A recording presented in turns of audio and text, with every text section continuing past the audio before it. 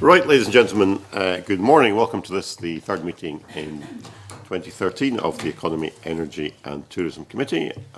Welcome to all our witnesses, who we will introduce just in a second. Can I remind all members, please, to turn off their mobile phones and other electronic devices which might interfere with the equipment. Right, item 1 on the agenda. Can I ask members if they are content that we take items 3, 4 and 5 in private? Yeah, content. Okay, thank you. Okay, item 2 on the agenda is a continuation of our inquiry into the subject of underemployment in Scotland. And we have with us 7 witnesses to take evidence in a round table format. And I suggest what we do is maybe just start by going around and introducing ourselves and saying who we are and where we're from before we get into the questions. So I'll start. My name's Murdo Fraser. I'm MSP for Mid Scotland and Fife, and I'm the committee convener. And I'll pass over to the deputy convener. Okay, good morning. I'm Dennis Robertson, MSP for Aberdeenshire West, and as Murdo said, I'm deputy convener for the committee. Des Lockley, Secretary of Edinburgh Trade Union Council. Mike Mackenzie, MSP Highlands and Islands Region. Jake Brody, MSP South of Scotland. Dave Surtees, Association of Graduate Careers Advisory Services.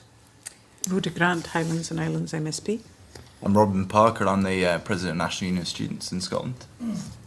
Margaret McDougall, MSP for West Region. Norma Philpott, Manager, Citizens Advice and Rights Fife. I'm Lauren Wood and I'm a Policy Officer at Citizens Advice Scotland. David Torrance, MSP Kirkcaldy Constituency. Jim McCormick, Scotland Advisor to the Joseph Rowntree Foundation. Marco Biaggi, MSP for Edinburgh Central. Emily Thompson, Co-Director of Women in Scotland's Economy Research Unit at Glasgow Caledonian University. Alison Johnston, MSP for Lothian. Thank you. We also have the official reporters who are writing down what's being said, and our team of clerks. Now, I don't know if our witnesses have been following the inquiry thus far, but there's a number of strands that we've been particularly interested in, and I think the purpose really this morning is looking at 3 areas. We haven't touched on in much detail so far. The first is looking at the impact of underemployment on people's earnings, their benefits, their general well-being. What is the effect on household incomes from underemployment? Secondly, I think we're interested in looking at the question of the impact on women and young people in particular, and there seems to be some suggestion that these are sections of the community who are more affected by underemployment than others. And thirdly, looking at the question of graduate underemployment and the impact of that. I think we'll allow quite a free-flowing discussion. If you want to contribute at any point, please, if you can just catch my eye and I'll bring you in as quickly as I can. And that way it allows the official reporters a chance to properly note who is contributing and what is being said. Perhaps I could just start off with a general question on the first topic of the impact on families, and maybe initially direct this to Norma and Lauren from Citizens Advice about the impact of underemployment on people's earnings and benefits. And I wonder if you have any examples you can give us, any evidence you've found or case studies where you've had families in the situation who are affected by underemployment and what that actually means for them in their family circumstances. So maybe you could just start off with that, and if other people want to come in, please catch my eye. I think nationally we have a lot of examples of families who've been affected by particularly cuts to working benefits, so in-work benefits like working tax credit and child tax credit. When those changes hit in April, it really highlighted across the country how people struggle to make ends meet on the hours they have, and also how people struggled to increase their hours to any extent. I think, Norma, you had some quite good figures for one family. If I got, I'll just try and summarise this and keep it as brief as possible. Clients were referred to money advice due to welfare reform changes ending their entitlement to working tax credits, and that's where we've had quite a lot of cases. Clients are married with 2 preschool children. The clients were known to money advisors. They'd engaged with the service sort of previously, and we'd helped them and address the issues at that time. They were also in a rural location and had limited access to childcare, and the lady in the household found it extremely difficult to secure employment that's fitted around the family commitments. The man of the household works in the hospitality industry, and due to the current economic climate, his hours have been reduced from full-time to 16 hours per week. The Welfare Reform Act included changes last April in terms of tax credits, so the couples must now work 24 hours per week between them to qualify.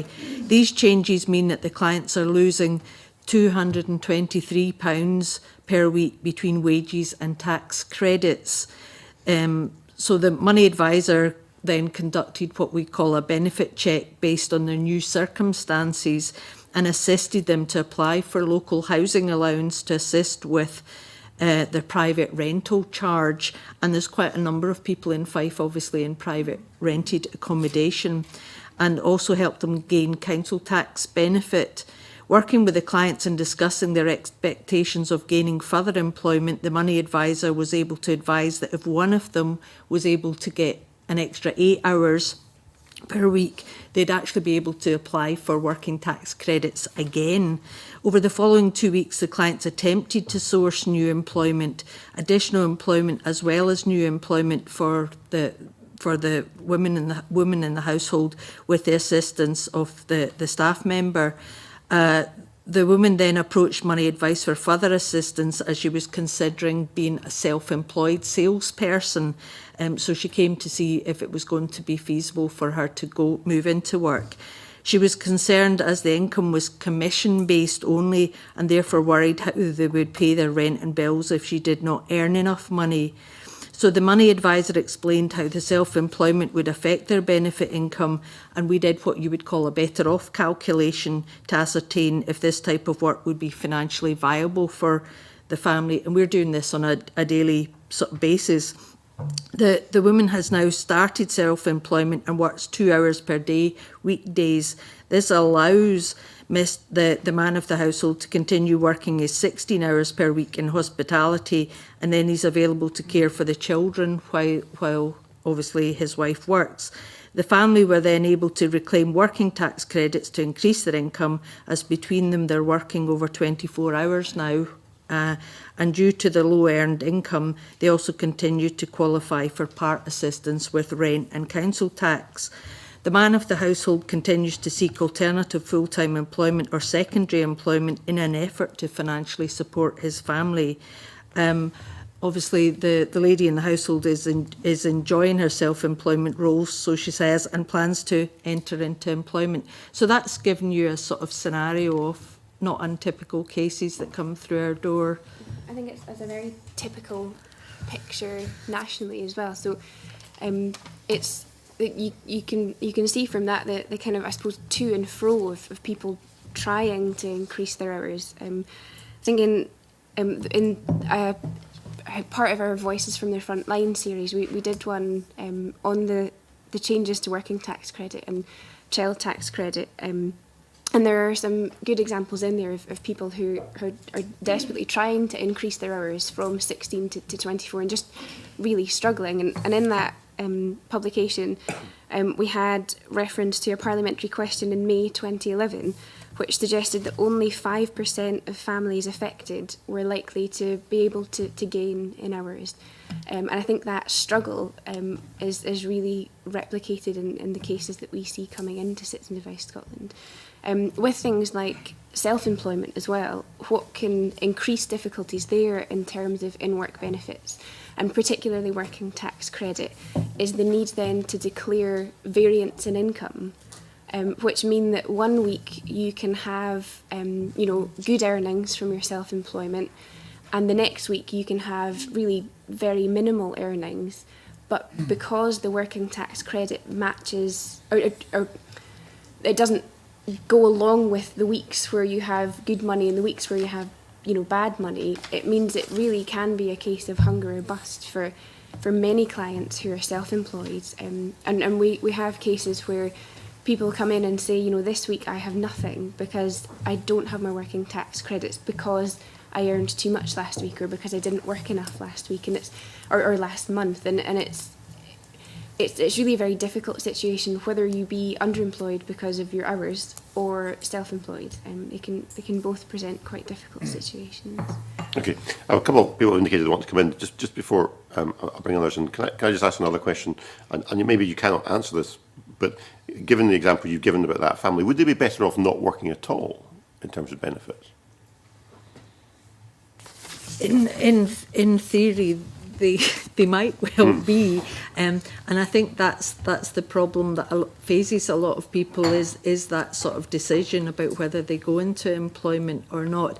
And the sort of other kind of examples around are about transport and whether they can actually afford to actually travel to get to work, and especially obviously in the rural areas of Fife. And got a couple of examples. It's whereby people maybe have a car but they've had to give up the car in order, so consequently they've maybe got a bike and all the things sensible things that people should be doing, but the reality is to cycle a number of miles, it's limited what you can do, and also the public sort of transport system in and out of places. And I know Lauren's got other examples to do with that. So I think the question is sometimes it's a bit borderline about whether they're better off in work or not. But and I think on that borderline, it can be a real disincentive to work. You know, if people are constantly having those barriers put in place, and on paper actually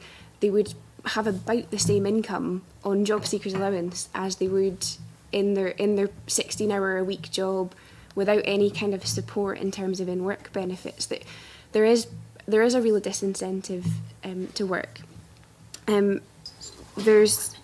There are examples that we've had where people have kind of said, well, I think I would be better on job seekers allowance, but now one of the big problems that goes along with that chain of thought is the sanctions that are imposed on people for leaving employment. And the sanctions as well that can be imposed on people seeking employment, knowing or having come from a situation where they've had to be supported within work benefits. One of the particular worries that we have just now is with the new universal job match system. Looking into that over the last kind of week or so, you know, when people are seeking work, this is the route that they will be actively encouraged to use and will become compulsory at some point down the line, as far as our understanding. But when you go on to that website, and I, for example, narrowed the search to jobs in Edinburgh and then narrowed them to full-time jobs, on the first 8 pages of results when I looked last week, there were 7 jobs that had part-time in the title on a full-time narrowed search. And if people are matched with those jobs and don't apply for them, then they will be sanctioned. So we have a lot of concerns about people who are going to be forced into situations where they rely on working tax credit and child tax credit to support them. Through the mechanisms that are supposed to find appropriate work for them. That's one of our kind of rising concerns over the next little while. Okay, a couple of other witnesses want to come in, so I'll bring in Des Loughney first and then Emily Thompson. I think I can give relevant evidence from, if you like, 2 directions, 2 casework directions. The first one is that I'm a Unite official responsible for the not-for-profit sector in Edinburgh, cover about 1,500 members.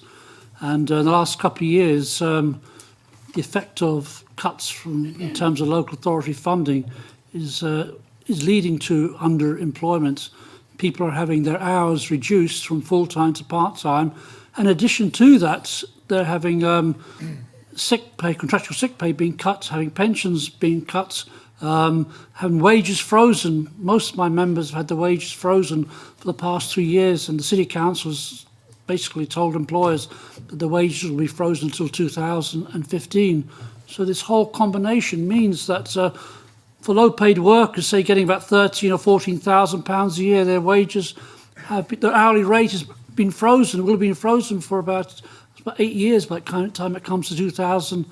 and 15, and their hours are being cut as well. The other aspect of underemployment for my members is the increasing use by the voluntary sector of zero-hour contracts. And these zero-hour contracts, that is, you get no guaranteed working week, you don't know what your earnings are going to be from week to week, and in addition, our employers are treating these workers as not employees, but as workers. Not self-employed as such, but as workers. So when I'm reading some of the statistics in the reports that has come before the committee, I see it's all talking about employees.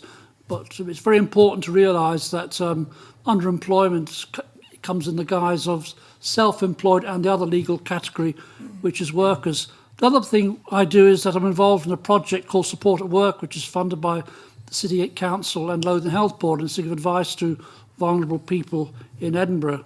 And last Saturday, I was doing some training for young Spanish workers. There's 15,000 young Spanish workers in Edinburgh.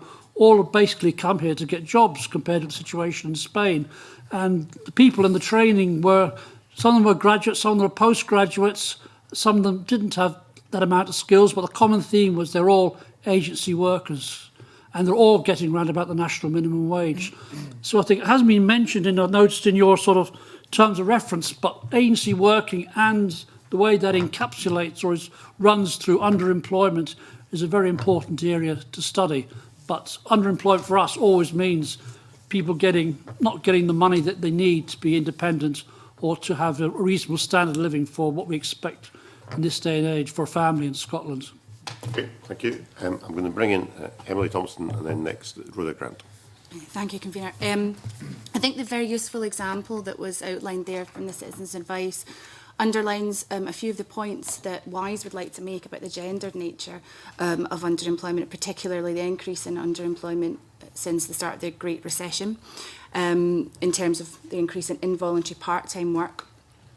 And the increase in self-employment that we've seen also, there's evidence from the Chartered Institute of Personnel Development that shows that the increase in self-employment that we've seen since the start of the recession has been about 60% of which has been women, but that the vast majority, about 89% of the increase is in people that are working less than 30 hours a week. So it's kind of less less evidence of increased demand in the economy, but more survival strategies for people that can't find work. And I think the point that we would like to make as well is that the idea that women work part-time in a kind of voluntary sense in order to kind of balance the childcare issues that were mentioned by colleagues from the CAB, I think it's very important to kind of realise that women's part-time employment is also often seen rather as a supply-side issue, but that those choices that women make are choices that are made under conditions of constraint, childcare being one of them, and sometimes travel could be one of them, as mentioned by colleagues from the CAB. So I think that example of one family really underlines some of the main points about the gendered impact of the increase in underemployment, particularly in part-time and self-employed work. Thanks. Right, next, Rhoda Grant. I'm just looking for a wee bit of clarification about kind of the 16 hours, the sanctions if you leave employment. I would imagine if you have to work 24 hours to qualify for working tax credit, then anything under 24 hours is seen as not working. So if you were working 16 hours and left your job, would you still face sanctions given? I think, Norma, you might... Could you just say that last bit again, sorry? I'm just looking at kind of the difference between working tax credits being available at 24 hours. Yeah. So that seems to indicate that the state sees that working less than 24 hours is not really working. So if, you know, so would they face sanctions if you're working less than 24 hours? You had your working tax credits cut because you're working less than 24 hours. You then leave because you're going to be better off unemployed. You can't afford to work. Would you still face sanctions? I think so. I think the thing is that there's a difference between quite often it's seen as 16 hours as, you know, if you're over 16 hours, that's you into some form of full-time work. And there's the debate about that 16 to 24 for and how you position yourself in there. I've got another example which maybe explains it. It's where client was unemployed in receipt of job seekers allowance. Major employer in his area got taken on. Client applied for the vacancies and he was offered like a 20-hour post, which obviously is not the 24 hours, and it's somewhere between the 16 and the 24, and that leaves you in a sort of nightmare where you potentially still could be sanctioned for if you left that job as well. So we had a case into our kind of national office. When Bureau across Scotland see cases that they feel are particular issues, then they can send them to our team, a kind of outline of the case details. And there was one case where a client had been sanctioned for leaving a job for which she had a 4-hour contract, and we see more and more very, very small job contracts where people are kind of taken on and then the promise is that they'll have more hours. And what she wanted to do was leave the 4-hour contract job where she was only getting 4 hours to seek a job where she could get more hours and she could qualify for working tax credit. And she had been sanctioned for that. And I think the Bureau had put in an appeal to that sanction and said, well, realistically, this person cannot sustain living on that. But we have, that was a case that was sent into us. So you can be sanctioned really for leaving any job, and in a lot of cases the sanctions seem very automatic and they don't seem considered to people's actual life. It seems that it's very arbitrary in some cases. So I suppose some of the evidence we'd been hearing was people remain underemployed because it's better than being unemployed, and then we've got some evidence about poverty and some of the effects of being underemployed being equivalent to those of being unemployed. And you seem to be saying actually this is not a choice people are making of their own free will. This is something that they are being forced into. Yeah. And I think the more or the worse sanction to get, then the more people are trapped. Because if you're working for 4 hours a week and you're not getting any more hours, then you're not getting any in-work benefits and you're not getting any help really.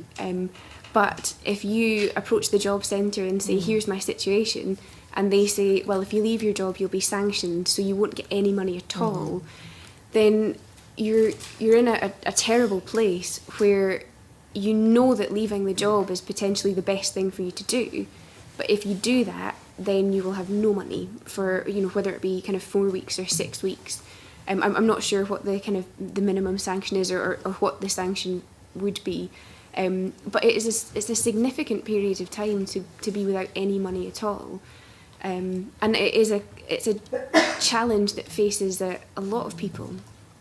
That's quite frightening. Have you done any research into the impact on that on people? We have a lot of research on the impact of unemployment and how that affects health and education and all those things. Have you done any work on the impact of that? I have to say we've not, and underemployment in itself is not something that we have measured, but it is something that we're looking to measure and do some work on in the next year. So we're looking into kind of changing our advice codes so that underemployment can be measured more.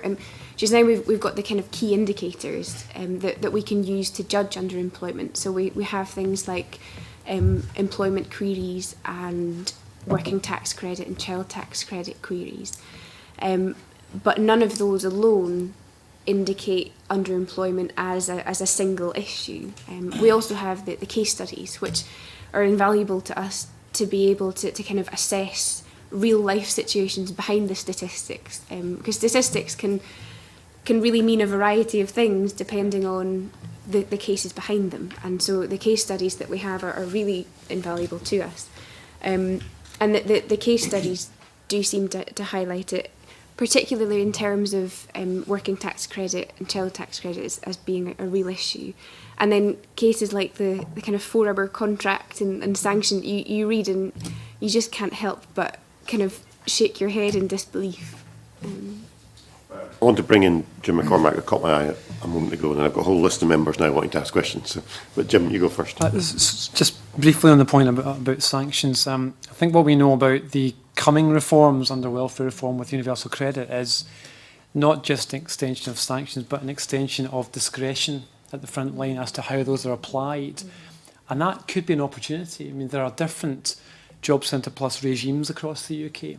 There are distinctive regimes, and there's evidence about how those operate, at least during the period of growth up to the recession. And so we might want to look at how that sanctions regime is managed in Scotland and different labour markets within Scotland, even though there aren't formal powers in terms of legislation.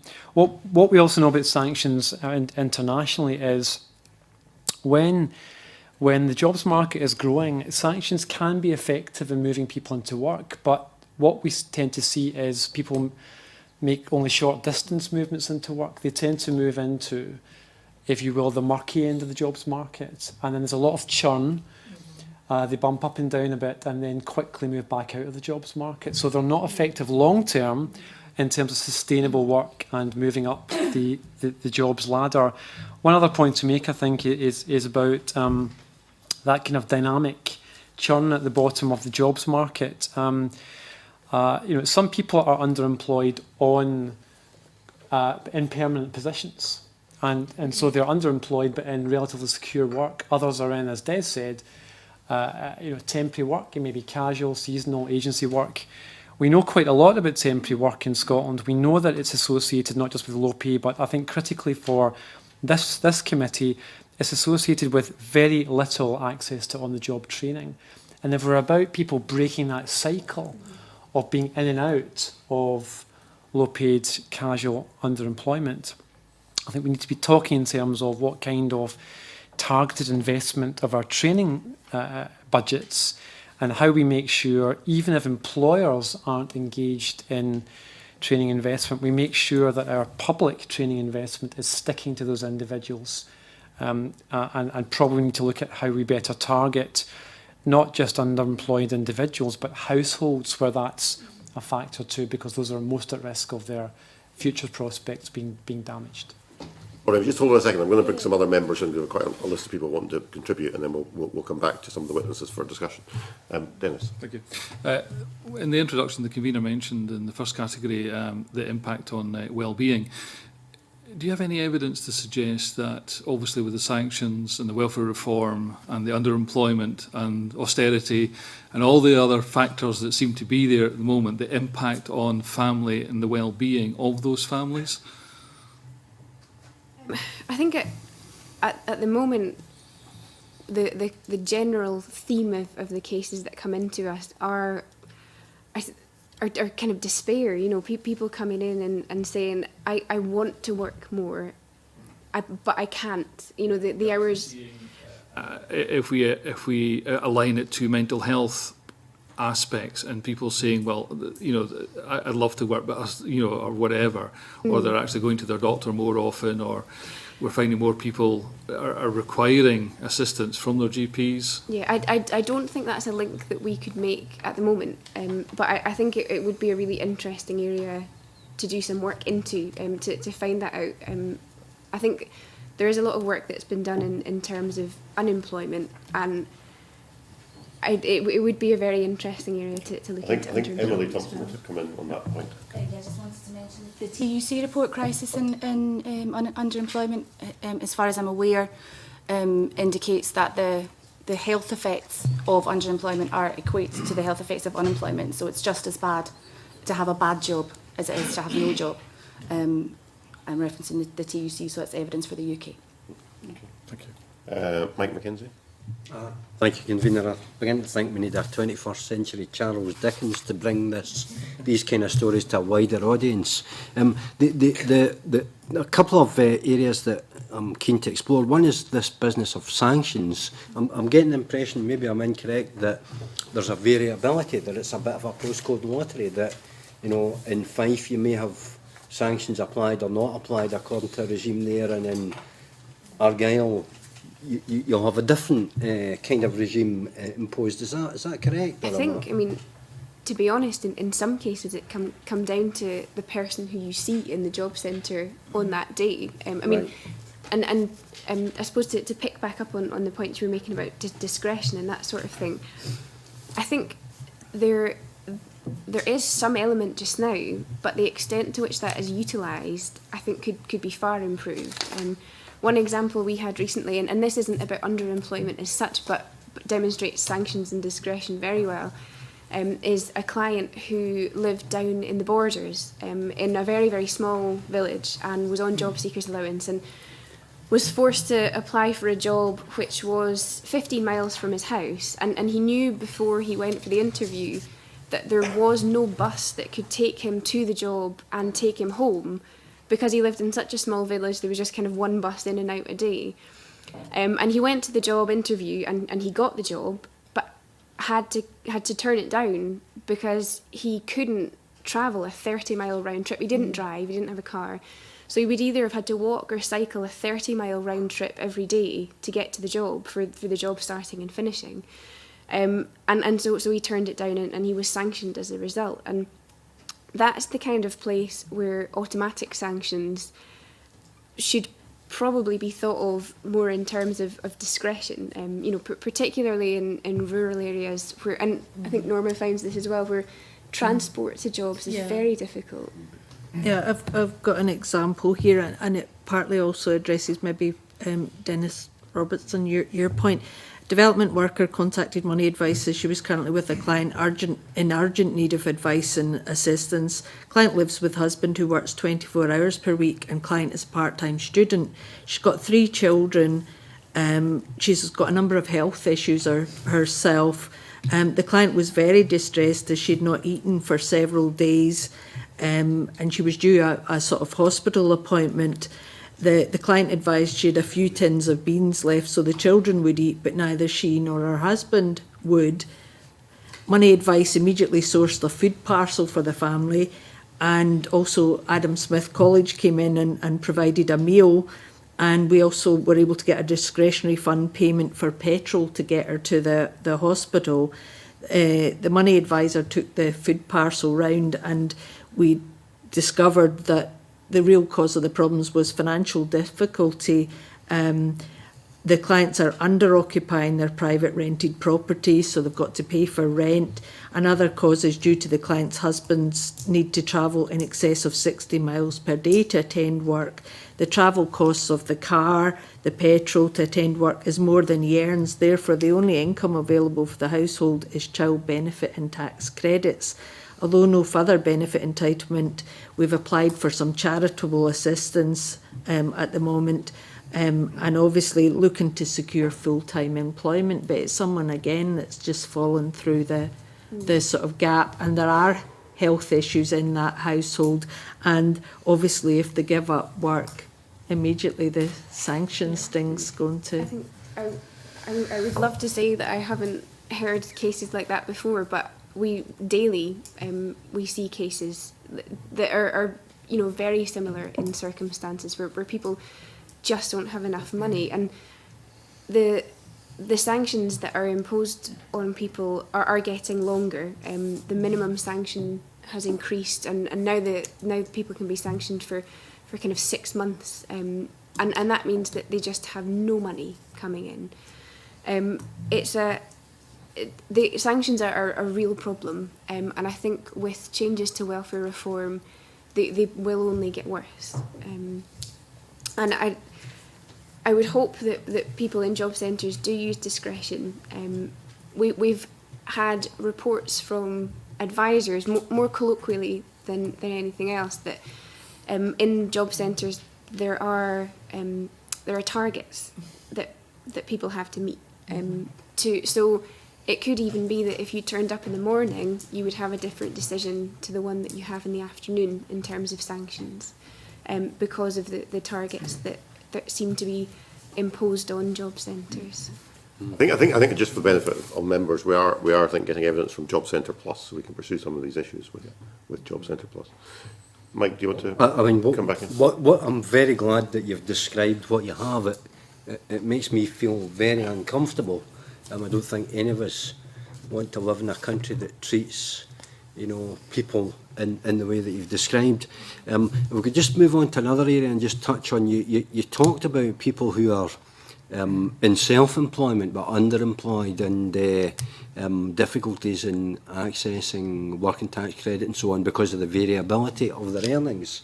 Am I correct in saying that their earnings, you know, or sales receipts, if you like, because they are businesses, albeit micro businesses, that those are treated as if they're profit?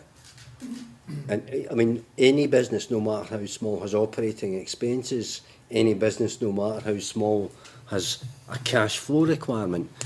Is there some kind of mechanism then, or is there no mechanism that acknowledges those kind of business expenses and so on?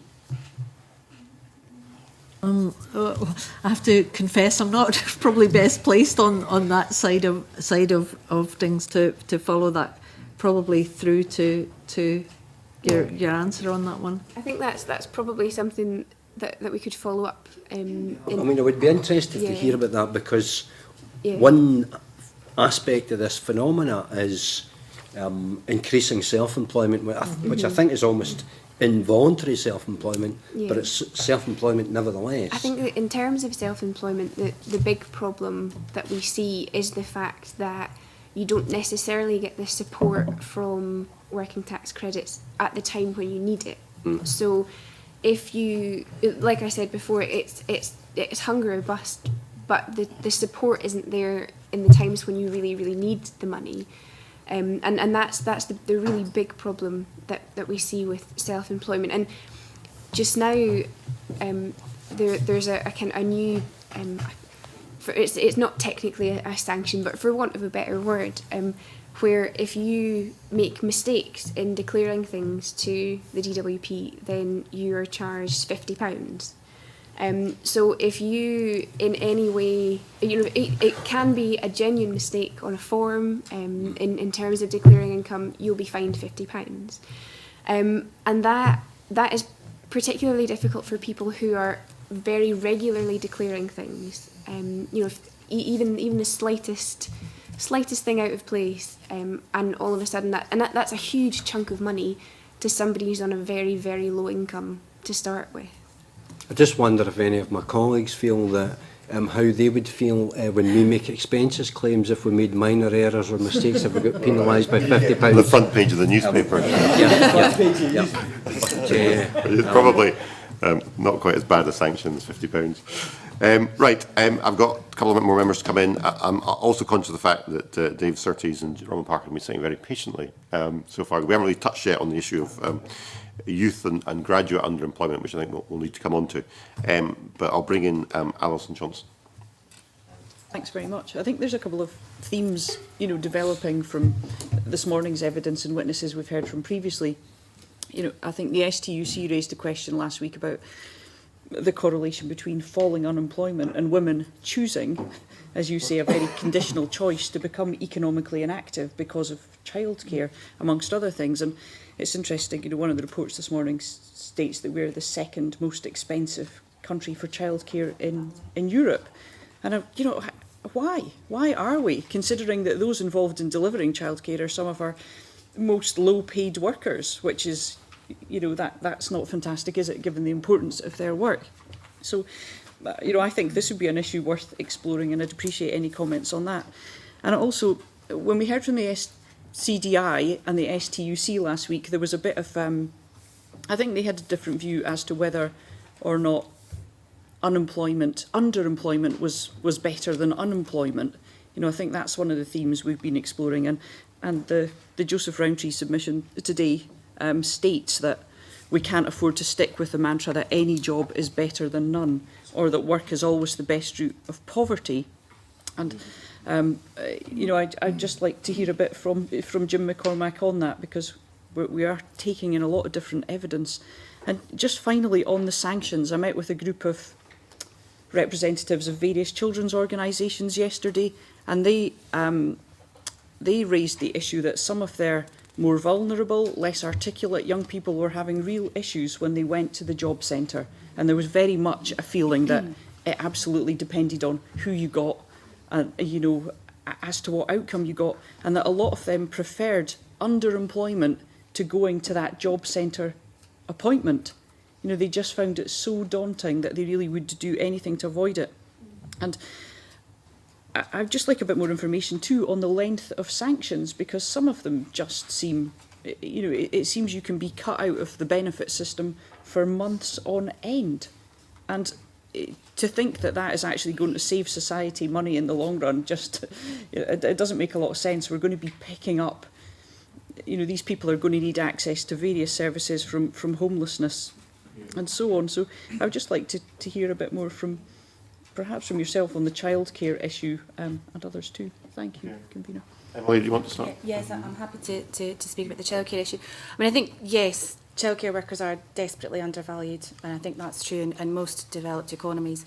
And how that translates into us having such expensive rates of childcare, I'm not entirely sure how that works. I'm pretty sure it's something to do with the market, though. So I think that the subsidies have to be considered for childcare, extending the free childcare places to 2-year-olds, for example, which have an impact. Childcare workers are, some would argue, are undervalued because it's kind of women's work, if you like, and the skills are not recognised by the market in any kind of systematic way. So I definitely 100% think that extending childcare subsidies would have an impact, would be good for women's employment, which in turn would be good for the economy. With respect to this idea about women's inactivity, we have seen a rise in women's economic inactivity since the start of the recession, but we don't really know for Scotland where they're going, if they are indeed, as you suggest, going back to the home, if you like, to look after their children or to look after to elderly parents. So we need more data, I think, in a Scottish context to be able to flesh that out. I think that's the points I would like to make about that. We really do need some more evidence, and if there must be some impact of the benefit system in encouraging women back into economic inactivity or household. And we need some data about unpaid work, I think, as well. We need to know who's doing what in terms of the household. We have OECD data for the UK, which indicates there's about a 17-hour gap per week between men and women in terms of who's doing the housework. You can guess in which direction that's going. It's women that do the lion's share of it. But we need more robust data, particularly in a Scottish context, for that, I think, to be able to see the interaction between paid and unpaid work in a better light. Thank you. Jim. Briefly on childcare, I think that there's a distinct choice here. In terms of what kind of approach we take to childcare. One reason why we have not just very expensive childcare, but very patchy childcare in terms of quality, and therefore in terms of its impact on children, is because our marketplace has so few price controls. So as we ramp up over the last decade, our subsidies, supply-side subsidies, if you will, to parents, what we're doing is propping up an expensive, fragmented, averagely good childcare market. And that's the route that England is choosing at the moment to go further down, along with countries like the Netherlands. It's a quite distinct choice. A different approach would be the Danish approach, which relies much more upon subsidies to providers in all different sectors, which are much more about holding down price, about making sure workforce development is invested in, and so you don't end up with a kind of sector which has a largely low-paid, low-skilled workforce. So on average, Danish childcare workers are twice as well paid and twice as highly skilled as they are in the UK. So there's a real choice there in terms of demand side versus supply side subsidies. And just on the point about is work the best route out of poverty, I think everyone would agree it ought to be. You know, if you work, you shouldn't be poor. We know that that's not always the case, and that's why we've said at GRF, you know, it's a half-truth. Half the time, roughly, work is a route out of poverty, but half the time it isn't, because of what we know about lower hours and low pay, and also lower skills. And if we're going to have a vision to get ourselves out of this, the best performing labour markets across the world have active labour market policies which are not cheap, so this costs money to do it well, but it's more likely to lead to sustainably better outcomes, so you're investing to save long term. And the points about high quality job matching, really understanding the skills people have got and what they need in terms of the future labour market is at the heart of that. It has to involve employers much more than we've done in the last 15 years with our welfare to work programmes. And so that, there's lots of evidence internationally about what we could do, but it does involve different choices. I'm going to bring in Robin Parker, who's been very patient so far. I wanted to jump in quite briefly on some of the gender issues that other people have been talking about, and I think others have spoken more knowledgeably about what some of the solutions might be, but I wanted to highlight as well that this has an impact in terms of underemployment, in the sense of people not reaching the kind of level of job that they might want to reach, in that form of skills underemployment. There's evidence in our the evidence we submitted about the divisions in terms of gender of how far people get in terms of managerial occupations, and a lot of the gender segregation that exists in particular areas of employment. And we think that's one of the contributing factors to that is the cost of childcare and other things that people have talked about. I was also going to say that we think that progress has been made in terms of improving some of the financial support for childcare in terms of students to be in full-time education and part-time education. But given particularly the increasing cost of childcare, it's probably something that I think collectively we're all going to have to return to and take a look again at in terms of childcare and financial support for students. Thank you. David Surtees? I was thinking in terms of whether the fact that what we're discovering with our students now, we're in the middle of a survey 6 months after last year's graduation, and an increasing number of them are saying to us that they're staying in their part-time jobs that they had when they were students, even though they're actively seeking appropriate employment for their position. And whether that has a knock-on effect to the topics of conversation that we've been discussing so far, that in fact overqualified people are in the jobs that people who are underemployed and unemployed should in effect be filling. Right, I'll bring in Lauren and then I'll come back to Chick Brody. So Lauren Wood. I think first I'll go back to the point made earlier about the homelessness and that sort of thing in terms of sanctions. It's definitely an increased risk when the sanctions get longer. In terms of the kind of length or the duration of sanctions and what they're put in place for it, that's something I'll submit to the committee in evidence after the session. But we certainly see, particularly sanctions for job seekers allowance, having a massive knock-on effect with other support.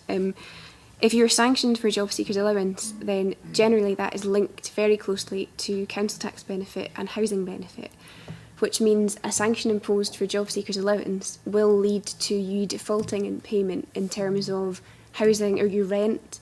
It might have an impact on discretionary rent payments depending on local authority, and it'll have an impact on your council tax benefit as well. So the longer your sanctions last, then the longer you are potentially pushed into what can seem like a perpetual state of poverty.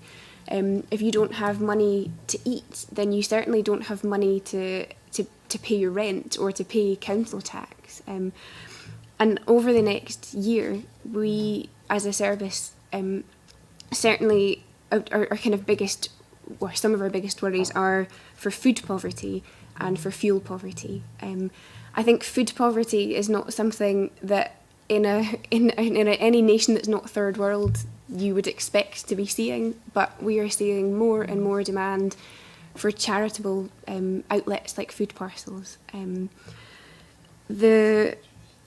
Going to the kind of issue of kind of graduate and youth unemployment and underemployment as well, it's something I'm sure we'll pick up on later, but something that Citizens Advice Scotland are very keen to see is graduates treated as a group in the labour market. And when it comes to job centres and it comes to kind of streaming people into jobs, not then being treated as age group.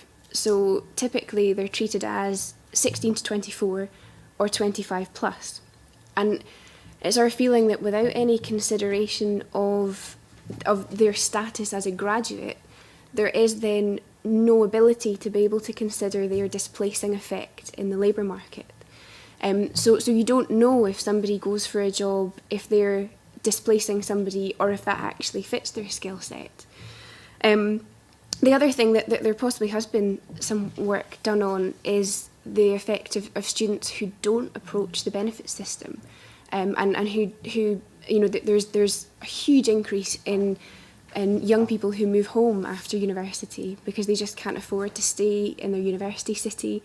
But I don't know if there's been any work done in terms of those students who just try and do it themselves and who then just supported by their parents. It might be quite an interesting thing to find out is the ones who actually just don't approach the job centre. So I think there's definitely some work that could be done in terms of uncovering, I think, what was termed the invisible effects of underemployment, and looking at graduates and how they're displaced in terms of their own skills, but how they displace others from the job market as well. Thank you. Right, I'll bring in Chick, Brodie and Des, who's caught my eye. Thank you, Convener, and good morning, ladies and gentlemen. I wonder if I can ask in terms of the training of low-skilled workers. I mean, this whole thing makes me very, not sad, but angry. Can you give some indication of how easily it is to access the number of work programmes, training, etc. there are for low-skilled workers? And do you believe the funding that the government provides is actually getting to the front line?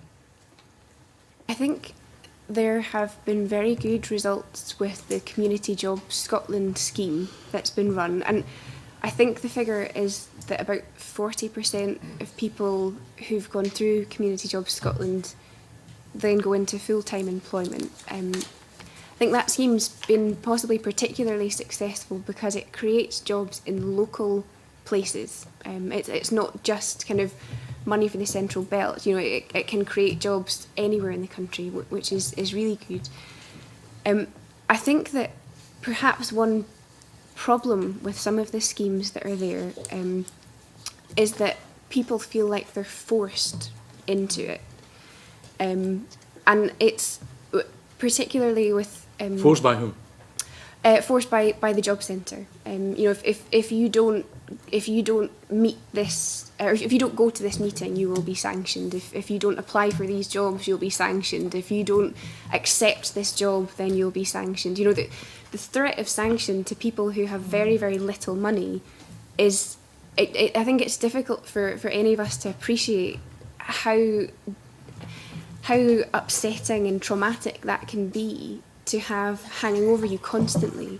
You know, it kind of gets to the point where if the job centre says jump, you ask how high. I think that was a phrase I heard. Just sorry to interrupt, but that's quite important because it really follows on to the question. Job Centre Plus. How integrated are they in the whole, and how empathetic are they to the whole aspect of what we're trying to do here in Scotland? Can I answer?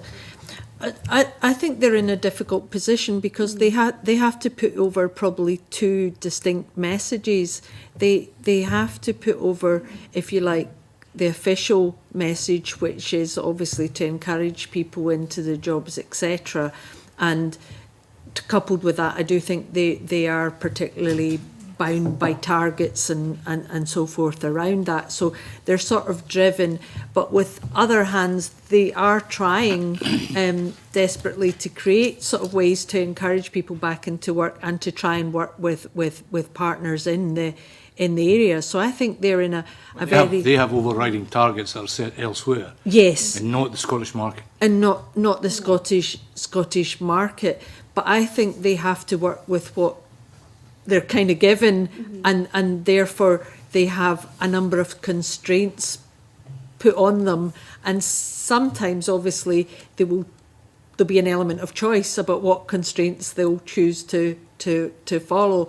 But I think, having spoken to colleagues across Scotland, and with the welfare reform and various things coming in, there are certainly not uniform and consistent approaches across Scotland, and it's very clear, because sometimes job centres, Department of Work and Pensions, etc., were willingly engaging in trying to help, etc., and other times they're not able to for whatever reason. Well, there's a solution to that, but Hold on a second, Jack. I'll bring in Robin Parker, who's caught my eye on it. Yeah, I was keen to come in on Jake's question around the issue of retraining and skills and kind of upskilling and so on. And I suppose I think maybe the committee's heard previously in previous sessions about that from the perspective of the employee and the employer. I think all I'd say in terms of that angle is that we'd be very keen to see, for two reasons, employees given more opportunities to come back into education and to improve their skills. Firstly, because I think it gives people the opportunity to get into more secure forms of work, better paid forms of work. But secondly as well, for people who are already in secure and well-paid work, it's sort of there's a knock-on effect, as it were, in terms of taking those people into either chosen part-time work or taking them back. If they come back into education, that frees up opportunities for people to sort of come in at the bottom of the career ladder, whether they're graduates, whether they are people from who are currently unemployed. So any work that can be done to encourage employers to give opportunities to employees to come into education, I think, has to be welcomed. I wanted to talk particularly around, I suppose, that issue from the education side of things, and particularly, I'm going to come back to the university side of things, but I think colleges have a hugely important role to play in terms of this. They are very interlinked to local businesses. They're very interlinked with their local communities. I think where NUS stands in terms of the reforms to the college sector in terms of governance, I think we're broadly supportive. I think we have concerns, but the direction of travel in terms of the reform of the system and the structure, I think, is okay. I think we have a lot of concerns around the financial situation in terms of this. We're quite concerned that the college sector is seeing quite significant cuts proposed to it, and we'd like to see at least a securing of the financial situation for colleges in the current budget that's passing through the Parliament. I think. Yeah, I was going to speak around places. At the minute, the government is very committed to protecting the number of places in colleges. But I think, given the economic situation, and I think given some of the issues that we've talked about and opportunities for people to upskill and so on, I think actually consideration should be given to whether we should be thinking about increasing college places. And the other thing I was going to talk about was, at the moment, the government's very focused in terms of prioritising young people, youth employment. I think that prioritisation is very important in terms of tackling youth unemployment. But actually, I think some of the conversations that we've had today have highlighted the importance of not losing sight of the importance of mature students being able to come into college education, particularly on a part-time basis, and making sure that is supported in terms of the places existing, the finance for the colleges to run those places, and also really importantly for the finance for students to have the living costs, whether that's through bursaries and student support, to do that too. Okay, thanks. Right. I'm conscious we've gone all the way down a different road, but I'm going to go. Are you going to go back, Chick? Or? Yeah, well, later I'd like to challenge Robin in terms of this debate on. I mean, I agree that training has to become a major job sector ongoing, but and I'd like to come back to that later because I think there's some in a very excellent paper. There's some questions that need to be addressed. Can I just ask one question just now? On the front, we talked about Job Centre Plus. As I say, there is a solution to that. But in terms of cash flow, both in terms of small businesses, the startups, these require funding. And I just wonder if you can comment on how people are managing to start becoming self-employed. And the second thing is on a domestic front, given the rather sad stories that we've just heard, and I'm sure that as you said, they just skim the surface. Have you seen a huge growth in payday loans and third-line credits? I wonder if you can just give some indication of that. Payday loans is a massive issue, and it's one of the rare issues that I think affects people to the same extent in inner city Glasgow as it does on Shetland. You know, there are very few issues that cross all of those boundaries like that. But payday loans, because they're so accessible and because they're just so easy to get, are a huge issue. And what we've found recently, although these are kind of preliminary figures, is that over the last year, what's happened is that the type of debt we see has shifted.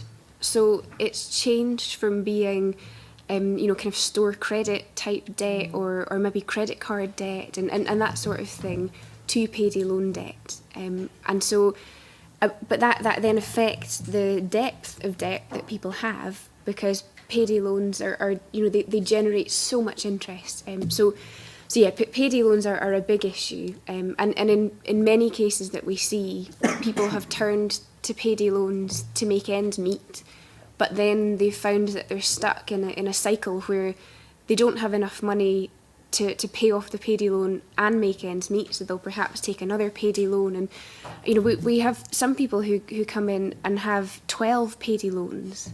We had one case a few months ago where there was a college student who had managed to, although it didn't seem like too much debt, I think it was about £5,000 worth of debt, but he didn't have a job, and he had been allowed to take out something like 10 payday loans to make up to that level of debt. So yeah, payday loans is a big issue, and it's something that we're really worried about people turning to because of the kind of ease of getting them, and the adverts that say, oh, we'll have the money in your account by by after 10 minutes or whatever.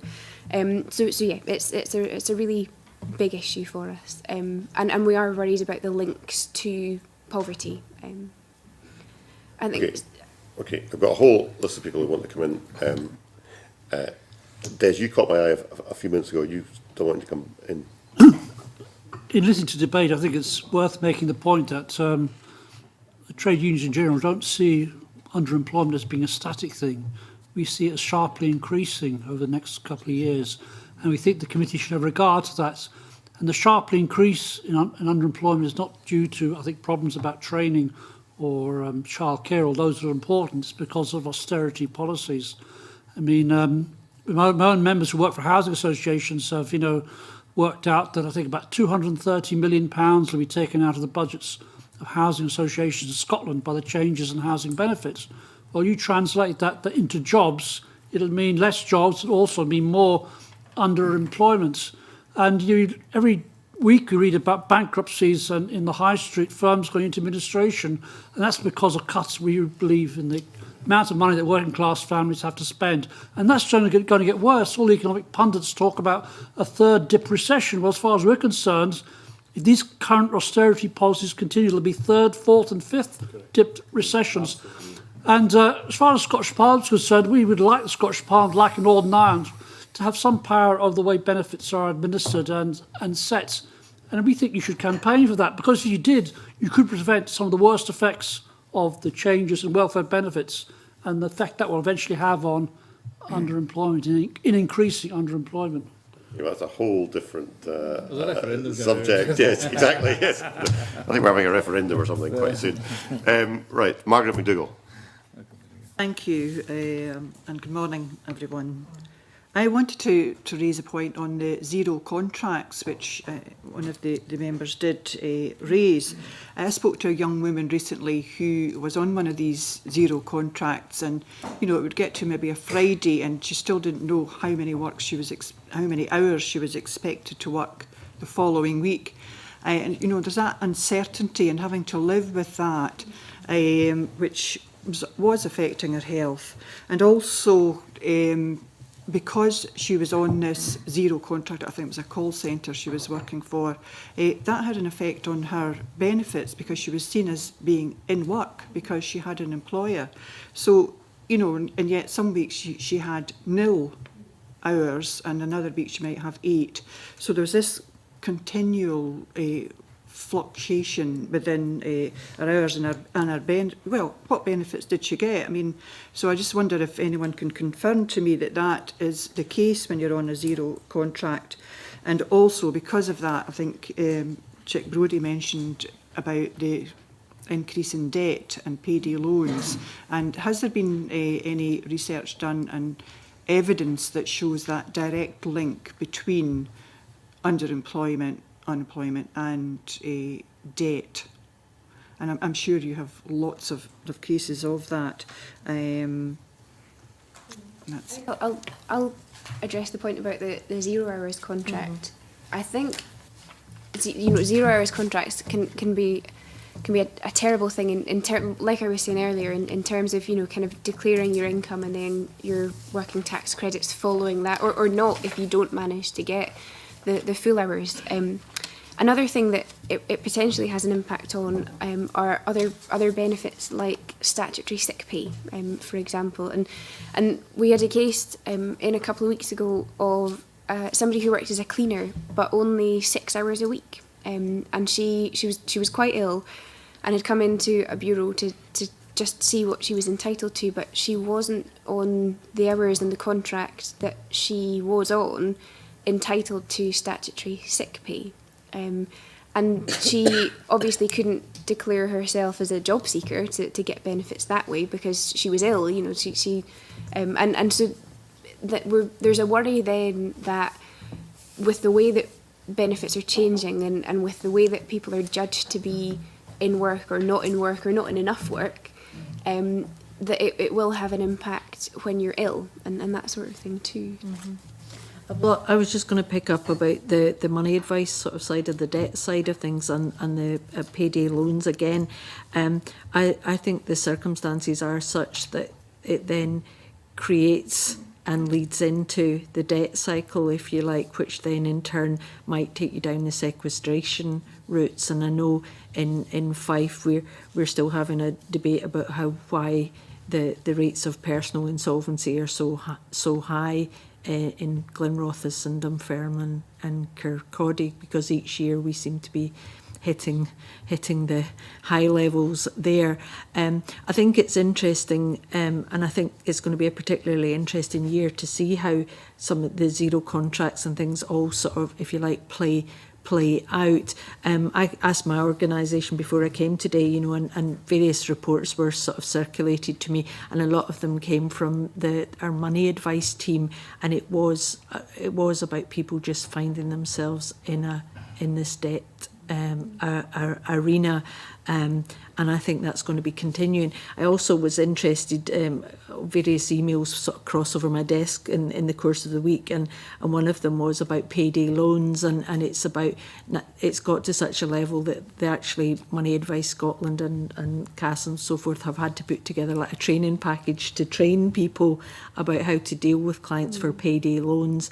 I know also that social policy work through CAS and at the local bureaus is about collecting the data and examples about payday loans, and I think there'll be some interesting reports probably coming forth from CAS later in the year about that, and I've sort of made a wee mental note to myself to go back and actually look for some of the examples about zero contracts. Hold on, I've got a couple of witnesses who want to come in and I'll come. Just to let you know that Australia has just implemented legislation on the back of software called Veritech, which limits the payday loans that people can, they can't obtain. It's an American company developed that, so you might want to. I'll give you the details. And look at that. Good. Thank you. Right, Emily Thompson and then Robin Parker. On the 0 hours contracts, I think 0 hours is a real big issue, and I kind of know anecdotally from colleagues that work in the STUC that there is a gender dimension to the prevalence of zero-hour contracts, because I think they're more prevalent in female-dominated industries. It's the women renting a chair at the hairdressers, or it's a nail bar or something like that, the kind of personal services that are dominated by women. But we don't know the data. So I think, again, we need to have more evidence to see if there is a gendered dimension to the prevalence of zero-hours contracts, because I think it's a key issue. Robin? Briefly on the 0 hours thing, it's something we've seen becoming increasingly prevalent in universities and colleges, and it's something the UCU's pointed out as well. And in terms of payday loans, we've seen the damage that payday loans can have on many students. So I'm sure it applies elsewhere in the world, and the impact there has been mitigated by the increase in non-commercial loans that have come to both allow people to get into part-time study at higher education levels, and also in terms of keeping people in higher education, and that's welcome. I actually wanted to go back to a question that Chick Brodie, I think, asked around enterprise. And I suppose we agree with the STUC in terms of the fundamental problem here, I think, is the lack of jobs. The fundamental problem is austerity politics and what that's having. But we think there is more that can be done by the Scottish Parliament in terms of job creation, and that will help with issues of youth unemployment. It will help with issues of underemployment. One of the ones I particularly wanted to highlight was, in fact, enterprise. I think often enterprise is not seen as an equal option in terms of education, in terms of employment and so on, whether that's for school leavers, whether that's people coming out of college and university. And that helps on a double footing, because I think it does lead ultimately to job creation. If people get that enterprising spirit, whether they go on to work within a business or whether they go on to start their own business or indeed work within the public sector, it helps. So I think there is more that educational institutions can do in terms of embedding this kind of thing into the curriculum so that students experience it. And I think it needs to be, and whether it's through public finance being available for it, but also in terms of making out as an equal option, that needs to be done at all levels in terms of careers advice. Right. Alison Johnson and then Marco. Yeah, sort of on the payday loans thing, I'm just interested that, in times of austerity, we've seen mortgage rates remain low for such a long time, but that doesn't seem to have carried on to credit cards. And, some of those rates are still incredibly high. People have gathered up a heck of a lot of debt when times were good. And I wonder now, because they can't pay off credit cards, if this is just like another last gasp measure. The arrival of these payday loan shops on our local high streets it's a phenomenon that's occurred in, it's sort of matching the recession, isn't it? They weren't here before in the same numbers. And I'm just appalled that we see, football teams advertising them on their strips, and even the fact they're allowed to advertise on national television. Personally, I think it's simply wrong, because the people who are taking out these loans are the very people who can't afford to pay them. So I'm just interested into why credit card rates haven't been looked at in the same way that mortgage rates have. And also, am I right in thinking that bankruptcy rates, that individuals declaring themselves bankrupt, that they're far more likely to do so in Scotland than in England and Wales? Is that a cultural divide that we're seeing? Can I speak? I think it's actually, there's more technical things in Scotland that enable people to seek mitigation for their debts in Scotland, and I think that's being looked at just now. The systems in England are not the same as in Scotland, and obviously there's been quite considerable changes over the last few years in Scotland that means that it's a more recognisable way or a mechanism for dealing with debts of that nature. Yeah. Can I just ask one question to Robin? You can. Can I just say, Alison, we are getting a little bit off topic here, and I'm conscious of the time. There's quite a lot of ground we still want to cover around about graduate employment. Very much on topic. Right, that's good. Okay, we'll carry on. I noticed in your submission, Robin, you'd spoken about better links between post-grad students and SMEs, and you'd like to see more of a scheme to see educational and employment opportunities there. What do you think we as a Parliament could be doing to enhance those links? Sure. I mean, we kind of outlined a bit of an idea for what could be a potential scheme. And I think the thinking behind this was that there is an insufficient pool of graduate opportunities in particular, and therefore, and it was mentioned earlier, we're seeing graduates who are continuing with the part-time job that they've had during study, and that's having knock-on impacts on lots and lots of other people that are really concerning. So one of the things we thought was, well, you know, whether graduate recruiters take multiple part-time graduates, or whether it's SMEs who could maybe only got the money to create a part-time opportunity rather than a full-time opportunity beyond what they currently have. Now the question there, and there was I've forgotten I think Des used the definition of underemployment being simply a situation where someone's not getting the money they need to survive. Where we thought the education side of things could come in would be both to provide that money, but also to provide increased skills for the economy for Scotland, was around providing more financial support, some form of scheme that promoted postgraduate part-time opportunities. So you've got the education system coming in with part-time postgraduate, and businesses provide, or indeed public sector providing part-time graduate opportunities, and that would have benefits on down the line. Now, what that needs from the Parliament is there would need to be some financial input into universities to do those kind of part-time courses. That could potentially come from current university budgets or from increased ones. And then you'd need something that would just simply brought together all the key people, brought together people interested in doing these schemes, the potential employers, and the universities. ACCA Scotland work in conjunction with Scottish Enterprise, Skills Development Scotland, and through the Scottish Funding Council to run the Talent Scotland Graduate Placement Programme. And this is, you know, a great example of how successful such programmes can be. And within Learning to Work 2 and some of the new initiatives coming along, there are a number of mirrored placement schemes going in, being proposed, and it just seems that there is no sort of joined up thinking behind this, even though that you know, evidence would suggest that 70% of people who undertake a placement get a job at the end of it, that there isn't one place a graduate could go to find all the placements in Scotland listed, for example. And beyond that, so say 70% are successful in getting jobs, we're not looking after the other 30% who come out and are then going back into where they were before the placement. So perhaps there should be some thought given to what happens to people, the semi-skilled, the two-year career person 2 years into their career, and how they can fill some of the skills gaps. Because the employers that we are seeing are their expectations of graduates are very, very high.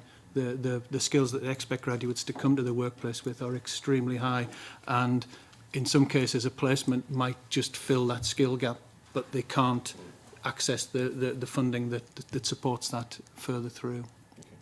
Other people want to come in on this graduate employment. Marco, you wanted to come in earlier. Is this on this point of graduate employment or a different point? It had been on payday loans, but I think it was covered. But I do have a point on this. Well, please, yes. Yeah.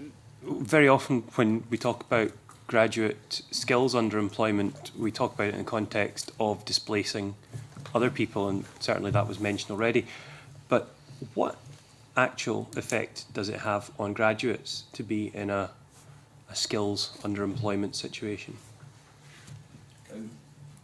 Nothing in terms of numerical evidence, but certainly anecdotal evidence that you can find people stuck in a kind of in a circle where that they're just in part-time jobs, and that has an impact, particularly in terms of kind of mental health, in terms of confidence and so on. So, but that's only on an anecdotal level. In some respects, the idea of being underemployed is twofold. We've heard of the sort of extreme end of underemployment, where people actually can't earn enough money to live, and here we're talking about people who aren't able to make use of the skills they've got. But there doesn't seem to be a match between graduates and their skills and the marketplace. You know, when you look at the top areas for career vacancies in Scotland, and IT being a classic example, engineering being another one, that some of the graduates are not really coming out with the skills that are needed to go into those areas. So perhaps some of the programs that are on offer at universities need to take more heed of what industry are looking for. And there's been a lot of research done over the years about what employers want.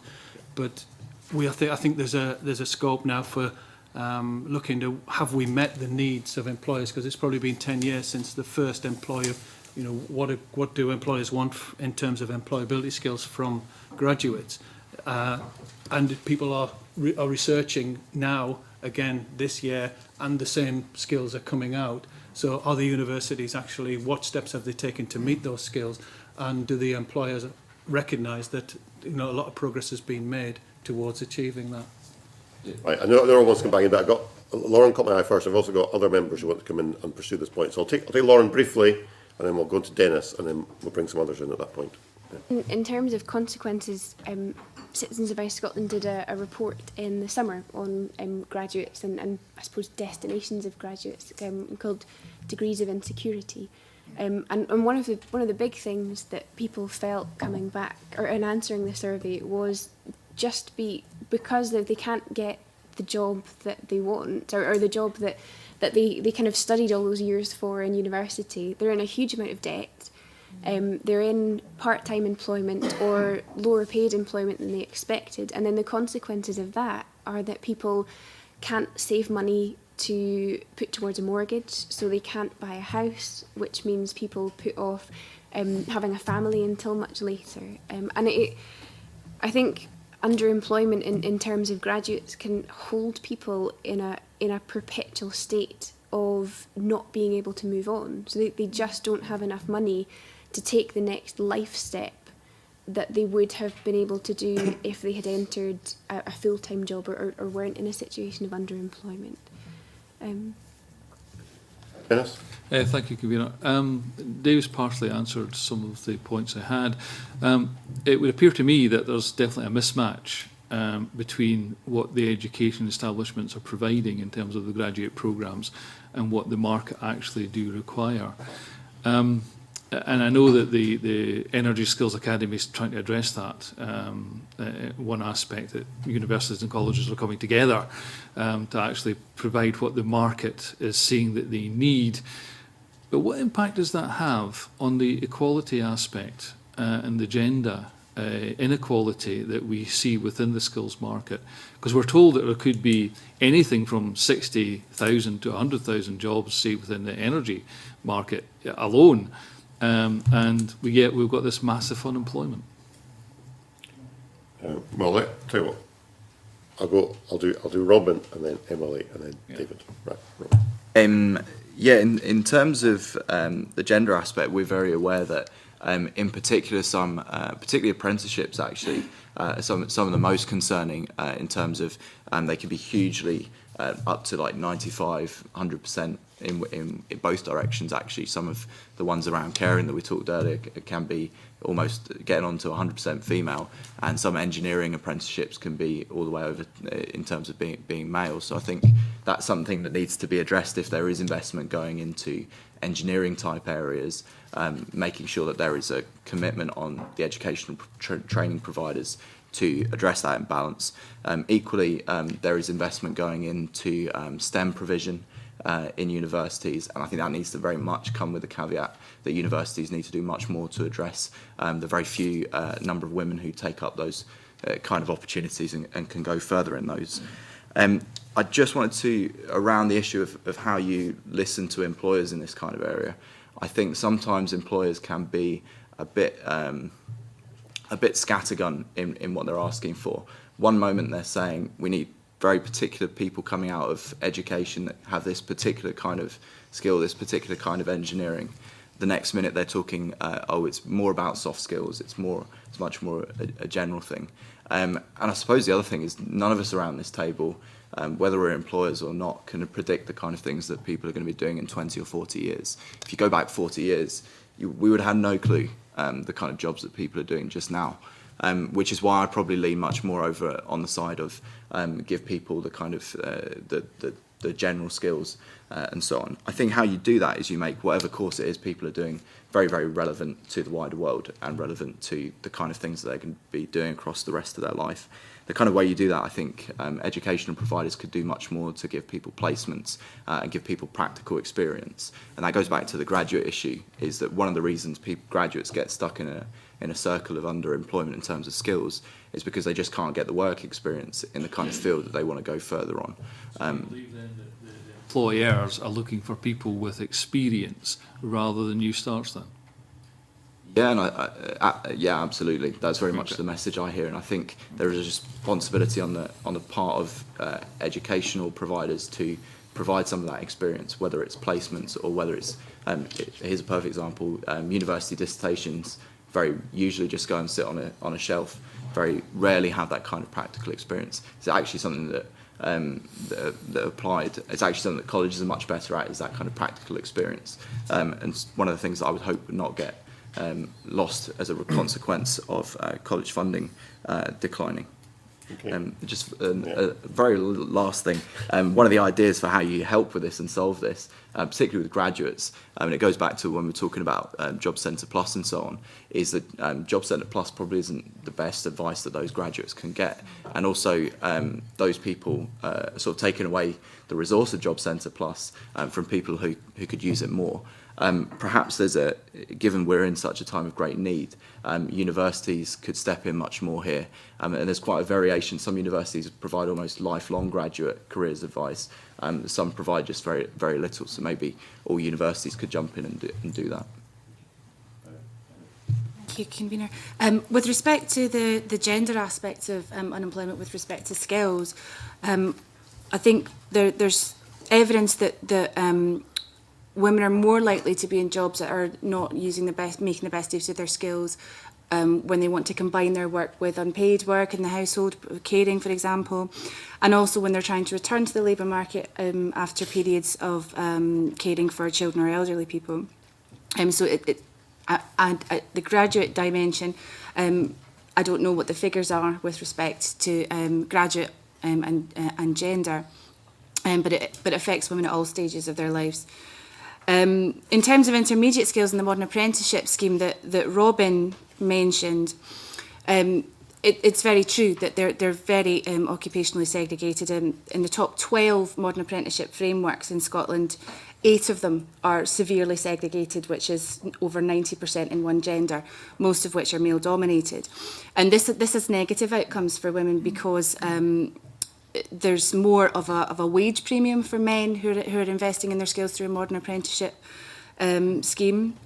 So it's more likely that their wages will increase on completion of a modern apprenticeship programme. For women, there's virtually no wage premium.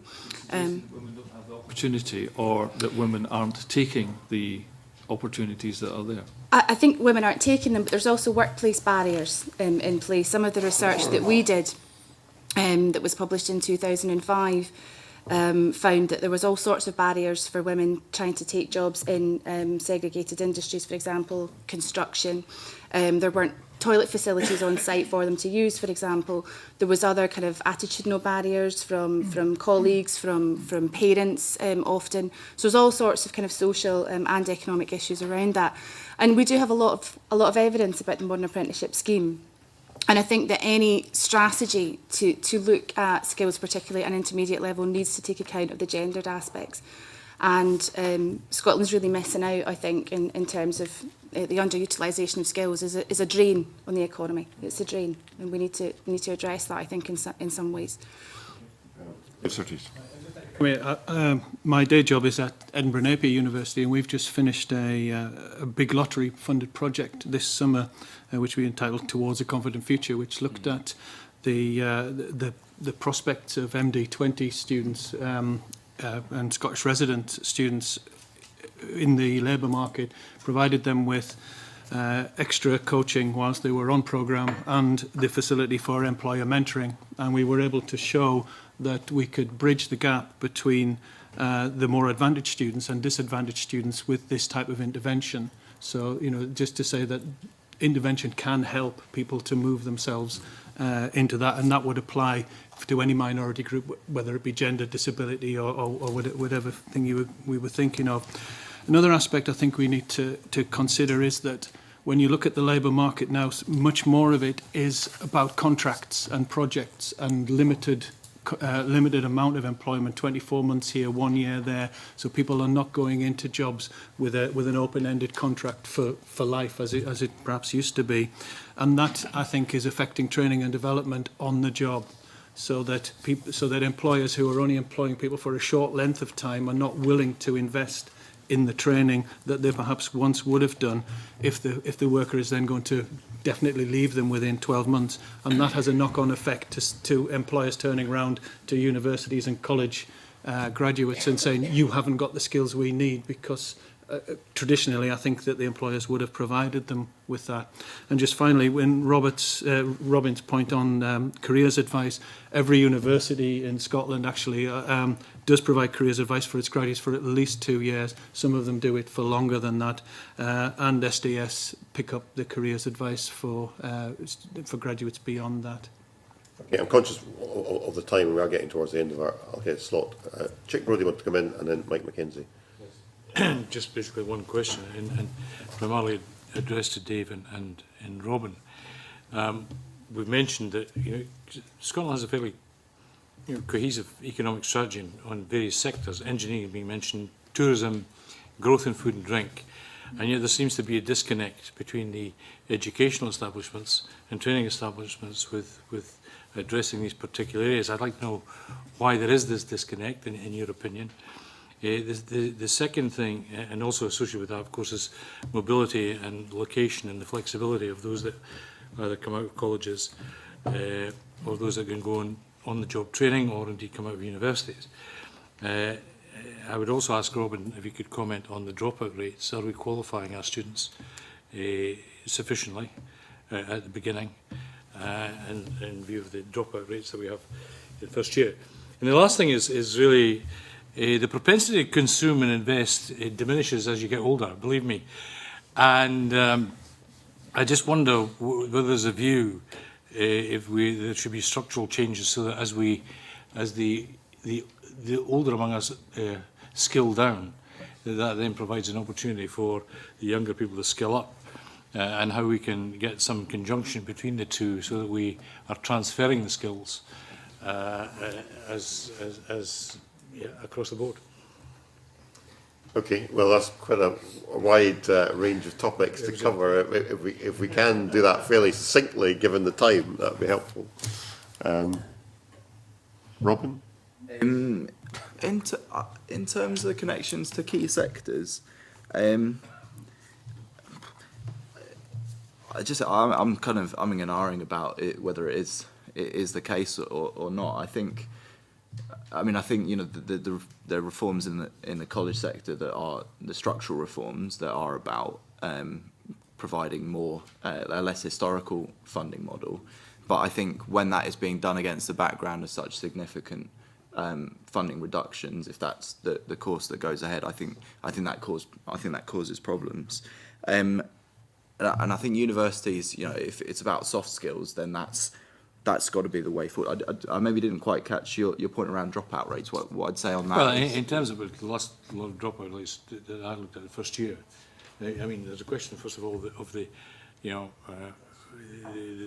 courses in too many of modern studies and business studies, etc., in relation to the sectors. But and one tends to look at figures I've looked at, and I must admit it's limited. Is the dropout rate is a lot higher than I would have thought. For students going into the courses like that, and then at the end of the first year dropping out. At university level? Yeah, sorry, university. I think we're very concerned about the issue of retention, but what I would say is I don't think it's to do with the background of people coming in. I think sometimes people say that we're setting people up to fail by taking people, and I think that particularly relates to the issue of widening access. There's very strong evidence from different institutions, that different institutions perform differently in terms of supporting people, particularly from disadvantaged socio-economic backgrounds.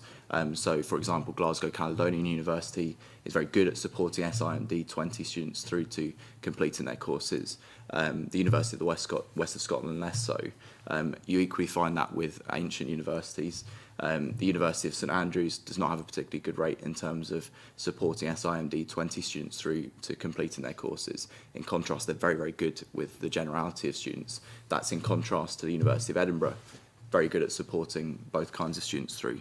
I'd also highlight there was a report from similar to things that Dave was talking around, in terms of from an organisation called Upreach, which found that even though people from socioeconomically disadvantaged backgrounds were just as likely, once you got them into university, to get a good result at the end of the course, they were still, even if they got a first 2-1, they were less likely to get into the kind of into managerial roles, into good graduate destinations. And I think that highlights the importance of institutions really making sure that people from disadvantaged backgrounds are getting the kind of social capital, cultural capital and so on, and getting the advice to get into those really good graduate destinations.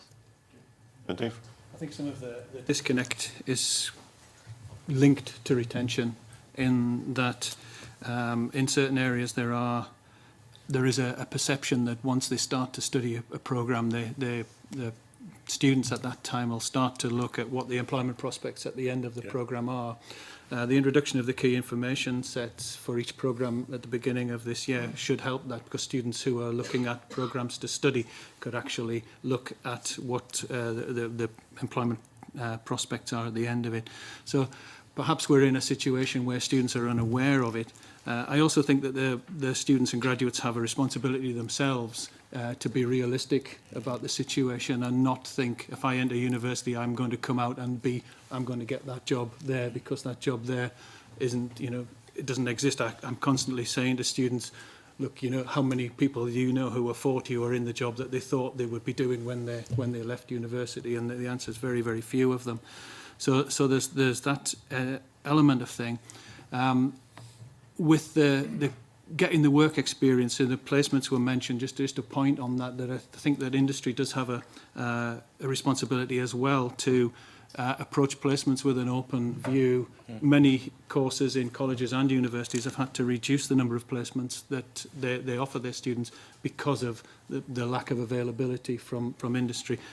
We're hopefully on a slightly an upturn there now, but that's the situation. Mike, are you on this point? Yes, very much so. Although a slightly different facet of it, and it arises from a conversation I had with a constituent the other day who was saying that we're now in a situation whereby there's a kind of qualifications arms race. And that very often that students will, they'll finish the first degree and they then get into, a second, possible a third postgraduate degree, masters, PhDs, because of this employment arms race. Sometimes despite the fact that they don't have a particular academic interest, and despite the fact that is really maybe the best way of enhancing their career prospects. But the universities, because they make profit from these courses, I've got a vested interest in going along with this, irrespective of whether or not there's really a disconnect between, the employment market, academic requirements for people, educated to that level, and that's really creating a real imbalance, and that this is a necessary, or this has come about as a facet of the fact that universities increasingly act like businesses and less like educational establishments fulfilling a role within society. And I just wondered, I see a few people nodding, maybe you'd care to kind of take that ball a wee bit and expand on it, or run with it. Well, run with it in a very short space of time and for a very short distance. Yes, Dave. Yes. I think that one of the difficulties with the labour market is that a very small percentage of them are actually graduate recruitment schemes, big graduate employers, the Association of Graduate Recruiters members, but it tends to be the information that comes from those people that influences it. So the SMEs who employ graduates don't really have a voice in that. So there's an element there where are we seeing the right information? Some of the graduate schemes, quite a number of them actually don't consider that a postgraduate qualification, for example, would trump a bachelor's degree or any other qualification. They don't see the highest qualified person in terms of level of education as being necessarily the most important candidate for the post. So I suppose in answer to your question, then that maybe doesn't necessarily be the case. But obviously being from the careers advisory services, I would say they should talk to careers advisors about what the options are at the end of these programmes. Okay, I'm going to bring in David Torrance, who's been very quiet up till now. Quick, Chair. With the ever-increasing number of people who are working past retirement age, and a lot of them who are skilled, how is that actually limiting graduates getting into the labour market? Because a phenomenon we've never seen 5 years ago or 10 years ago, this ever-increasing number of people who are working past retirement age. I haven't seen any statistics on that, but I know there are several of the public sector organisations are looking at a very ageing workforce and not really taking steps as to how they're going to fill those positions. David Bell spoke about this when he came 2 weeks ago and spoke about the myth of the well of labour. So he has a particular view on it. But Jim, do you have anything to say on that? Not in that specific. No. Right. Okay. I'm conscious we are really at the end of our time. The one point I wanted to make, and it's come up in previous sessions, was in relation to underemployment. Everybody's aware it's an issue. Everybody's aware that long term the solution is to increase demand in the economy. The difficulty with that is the levels of debt that we currently have. Short of that, what can be done? Are there policy changes that the government, either in the UK or at Scottish level, could be making to try and assist with this? Jim, I think your paper had some thoughts on this. I think it's important to recognise that it really looks like underemployment has a structural element. So, 6 or 7% underemployment was where we were during the good years. So it's caught our attention because it's spiked up with recession austerity. But it's been with us for quite a long time. What's important, I think, is that what you said about demand is the most important thing. But within the kind of boundaries of who is going to be underemployed, whether by time or by skills, what's important is that is a short-term experience, so that people have a brief encounter, if you will, with underemployment, and then are moving quickly up in terms of earnings and hours and skills.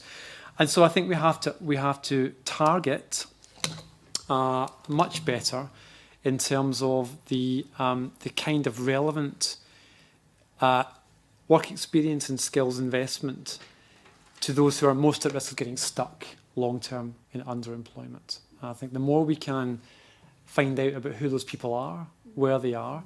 I'm struck that Scotland is kind of caught at the moment between UK work programme and DWP, which is too big and too inflexible to respond to needs like this of underemployment, and Scottish devolved programmes in this area around employability, which are often effective but much too small scale to make a dent in the size of the problem.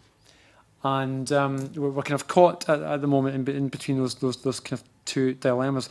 Simple things that would help, I think, are asking ourselves: Are we, as growth comes in future, hopefully, are we incentivising employers to not just increase hours as demand improves, but also to recruit new people, so that we don't get stuck with people being locked out of even short-term employment. And one simple thing, which is about the welfare reforms, where we came in, is giving people more of a secure platform to build many jobs and even short hours working. At the moment, you can only keep £20 of your earnings before we start to reduce benefits and universal credit in the future. If that was increased, the net cost would be quite small, because we do better at keeping people in work, and we'd be giving people much more of a platform or springboard, if you will, to allow people to cope with these kind of fluctuations in hours and earnings. So doing that, as well as attending to skills investment in a more targeted way, I think would give us a fighting chance, if you will, to make the most of growth. Emily, and then Lauren. Emily. Yeah, I think from a gendered perspective, it's really good that the committee is looking at this issue, but underemployment's been an issue for women for a very long time. And from an economic perspective as well, it really needs to be addressed. I think we need to know more about what's going on in terms of unpaid work in the household. I think we need more data on that. I think we need more gender disaggregated data with respect to all sorts of employment, temporary, second jobs, part-time. I think we need to support childcare in order to address from a gender perspective. And I'd echo what Jim said about making sure that when the economy recovers, it's not about locking people out. It's also making sure that people can come back into the labour market when the economy does eventually recover. Laura? Yeah, I definitely agree with Jim's point about a more flexible approach to people being able to move on from the welfare system into work. Something that could perhaps enhance that as well is support for people while they are in the early stages of a new job.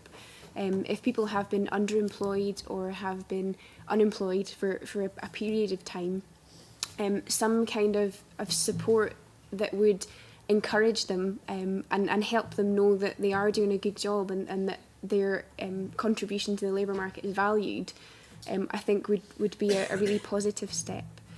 I think the other kind of points we've been talking about today, at the start when we opened, you listed, women and young people as one group we were looking at and graduates as another group.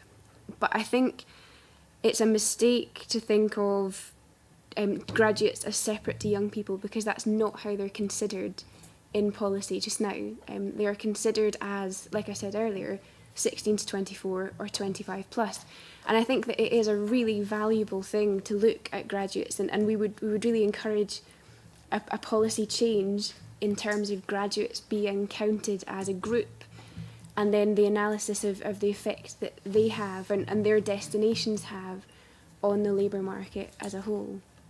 I think perhaps going forward as well, when the economy picks up and things change, I think there really has to be fundamental changes to the way that we approach the world of work, and that has to start very early on.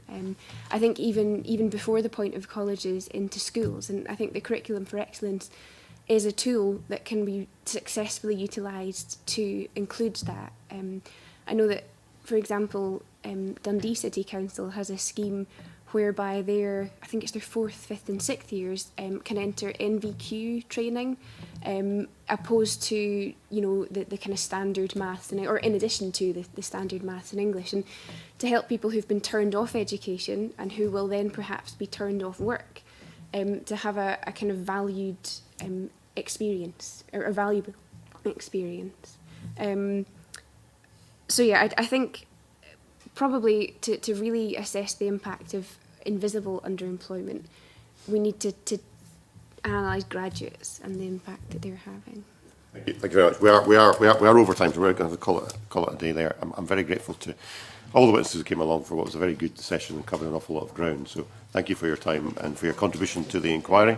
Now at this point, the committee will move into private session, so we'll have a short suspension.